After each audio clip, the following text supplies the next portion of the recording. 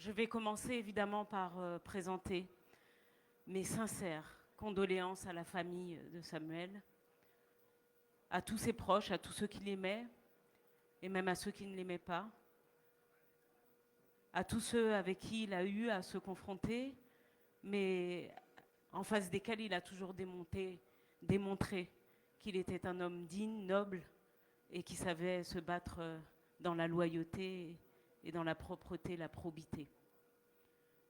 Je salue évidemment le personnel municipal que j'ai croisé, que je sais affecté, mais je veux vous dire que telle qu'est la salle aujourd'hui, vous voyez que vous n'êtes pas seul. Comme beaucoup, malheureusement, j'ai appris, alors que j'étais au Diamant, à la fête patronale de Hugo, la triste nouvelle et je n'y ai pas cru. Il y a tellement de choses qui circulent sur les réseaux que je n'y ai pas cru.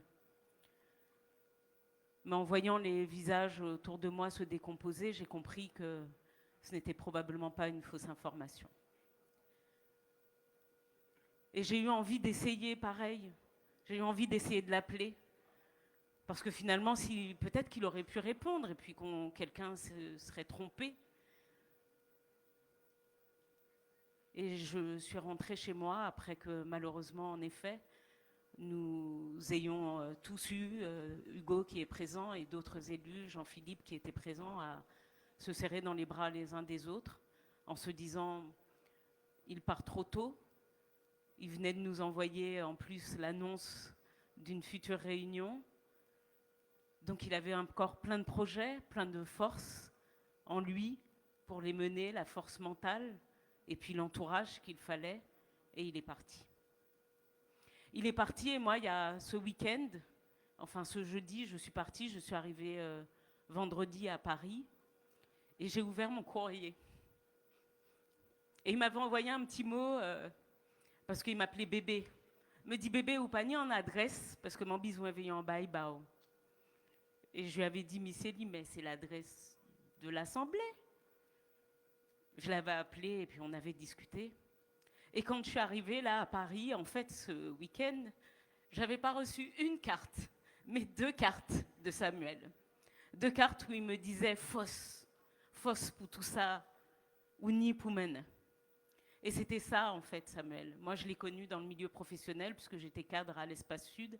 Donc, nous étions, avant que moi je sois élue, nous avions été collègues aussi des collectivités. Et il a toujours été un collègue bienveillant, un collègue qui répondait, qui, lorsque vous l'appeliez, vous répondait aux questions, lorsque vous aviez un nœud, et même en tant qu'élu, il a toujours été comme ça. Quand on venait aller le voir, on lui disait, je ne sais pas s'il est encore là, le président de l'Espace Sud, bon, essaye de convaincre le président là, c'est toi qui gères l'argent là, voici, on ne pourra pas faire quand même le projet. Il disait, t'inquiète, nous, qui travaillons ça. Et il avait une pugnacité, une gentillesse, une bienveillance, un sourire que l'on n'oublie pas. Et puis un style, mais c'était prélé. Et ça, me disait bébé, l'année dernière, la fête patronale. Ouais, tu coulais. Belle, hein? Je dis, ouais, il n'y a que toi qui peux porter ça. Faut tout prélé. Il me dit, ouais, ça c'est le reste du sport. Quand on a fait du sport, on garde le corps, on garde l'esprit. Mais c'est l'esprit quoi qui met de quoi. Et son esprit restera avec nous. Bon voyage, Samuel. Bon voyage, que la terre te soit légère. Merci. Merci à Madame Béatrice Bellé.